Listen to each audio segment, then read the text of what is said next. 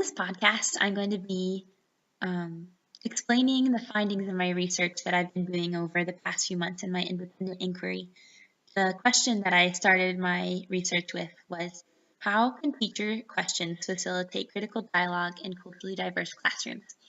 I read 10 research articles, and each of the research contexts that those articles were writing about were done in classrooms with ENL learners, English as a new language learners, or in culturally diverse contexts. And even though the findings that were gathered from each of these research articles were generalized to universal teaching practices that the dialogic pedagogy used in each of them could have a good influence on any classroom, it's best understood that these findings came out of culturally diverse contexts. I used a framework as I was reading my research, to understand the themes that were being found in the research done on culturally diverse critical dialogue. And I used a framework of 5 essentials of a dialogic classroom found in Alexander's book towards dialogic thinking. And I have created a visual to portray the understanding that I came to as I researched these articles and synthesized the information. The 5 essentials of dialogic classroom that Alexander talks about are purposeful, supportive, reflective, reciprocal, and cumulative. I'm going to walk through each of these and explain why I have them in this nested Venn diagram. But the main idea is that each of the things in the outer layer is needed for the things on the inside layer to be present. And that a purposeful classroom has the goal of a cumulative classroom, and the steps in between need to be there in order for that to happen. So Alexander describes a purposeful classroom as a classroom where the teacher has a specific educational goal to facilitate critical dialogue, and has specific goals in that critical dialogue of authentic use of language in order to learn language. And there are quite a few of the research articles that touched on this theme of a purposeful classroom. Boyd mentioned how a teacher often has to be flexible in their individual lessons. If they have an overarching goal in their classroom to be dialogic, that means that they might have to change when a student asks a question they can't ignore, might have to lay aside some of the plans of the day in a lesson plan in order to uphold the goals of the classroom. Understanding that a classroom has many days in it, and so that all of the day-to-day goals can be made up over time.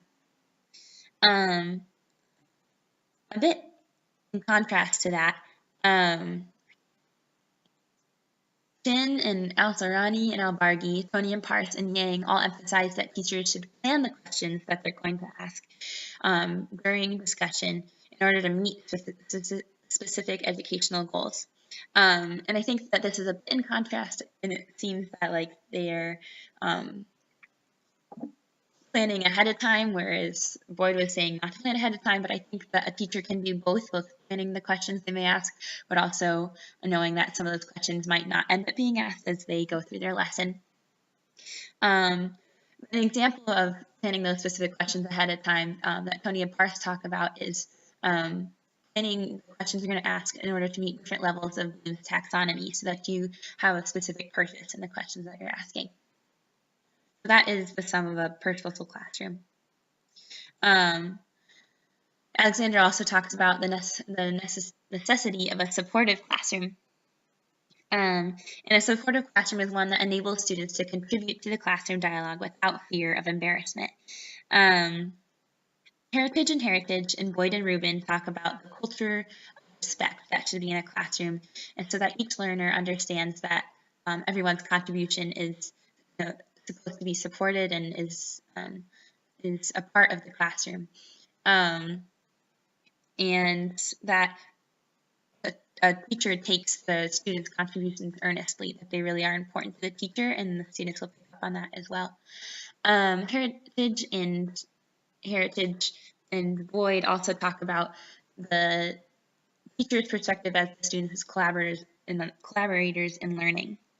And they identified that it is important for students to observe the teacher also making approximations and taking risks in their learning, and what they mention as well, so they understand that even though the teacher is the guide in learning, that they're also collaborators in this learning process.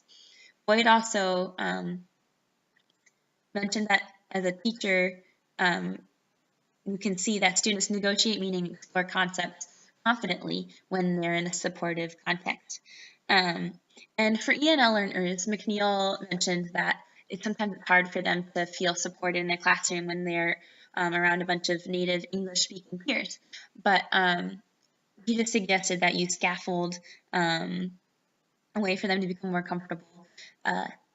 First, you can ask them the higher order questions one-on-one, and then in small groups, and then as they become more comfortable answering those questions, they can answer them in whole class discussion.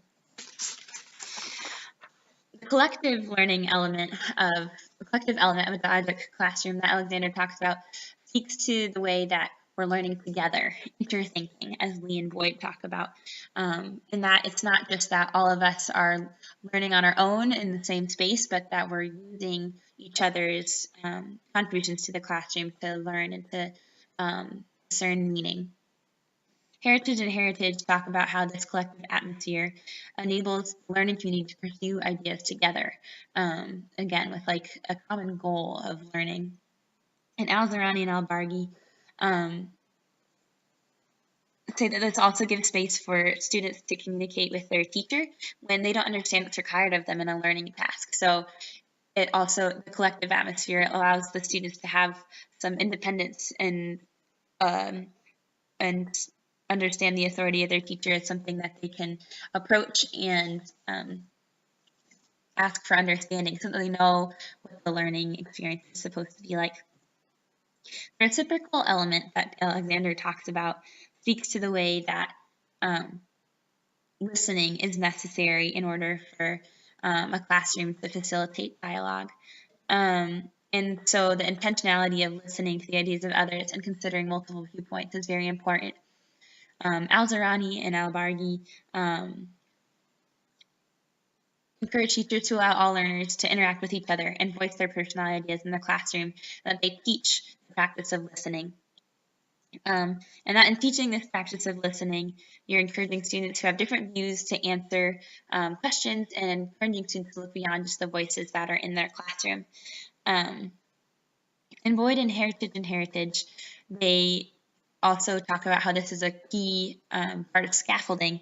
You're teaching students to learn and to listen, and as they listen to each other and as they listen to the teacher, they're building on that what they're listening to, and that is a way to scaffold understanding. And what I found in my research is that the core of this and the really the power of a critical dialogic classroom is the cumulative aspect, that meaning that students and teachers are contributing is contingent upon the history of the classroom and the specific learning experiences that they have. So it enables lines of thinking to be continuous and meaningful as they build on each other and build on each other and build on each other. Boyd and Rubin, Lee, and Chin all say that the contingency of a teacher's questioning is more important than the specific types of questions used, so that they're building their questions upon the responses of their students and upon the history of learning that they have in the classroom. Lee talked about how categorizing types of questions, even though it might help us initially think about the questions we ask, but thinking too much about those can create a barrier for us for the building upon student contributions in order to make questioning meaningful. If we think too much about those categories, we'll stop thinking about how we need to respond to our students. But when we do respond to our students, it makes our questions meaningful, relevant, and effective.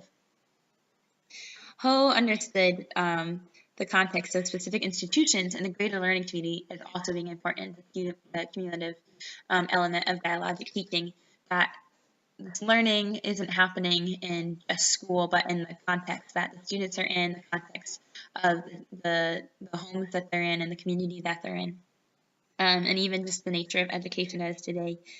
And Boyd and Rubin talked about how it's so important for a teacher to know their students in this, because then they really are able to listen, they're able to build upon each other, they know each other, so they can communicate and they're comfortable in that communication. And Lee talks about how each person's contributions, when you're talking about a cumulative classroom, is a resource to be built upon, that there's real value in each contribution that students make. And Finn talks about how the mastery of content that a teacher has is really important, so that they can build upon student contributions, being contingent, while also guiding discussion in the classroom towards specific learning goals. So looking at all of this, the 5 elements of dialogic teaching,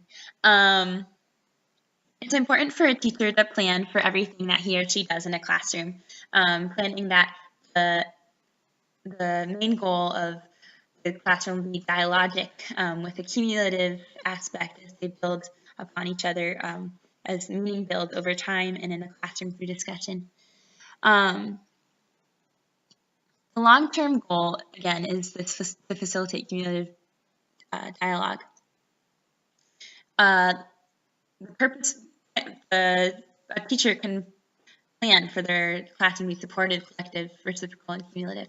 And in the supportive nature, the teacher ensures that students know they can make approximations without a negative response from their teachers or their peers. And then they're able to, students are more prepared to take risks in a collective setting. And the collective space in the classroom is necessary for the students to reciprocate, for reciprocity to take place. It allows learning to be relational as students recognize the value of each member in their learning community. The reciprocal element of dialogic teaching is necessary for the cumulative nature. There needs to be listening, or else students won't know what to build upon and the teacher won't know what to build upon. But if they practice the reciprocal listening, then meaning can be built upon and grown and understood. And so all this is nested in each other. As a teacher plans for all these things, and critical dialogue is able to take place as there's listening and just contingent thinking and questioning. So thanks for learning with me, and I hope that this is helpful in explaining my research, and comment if you have any questions. Thank you.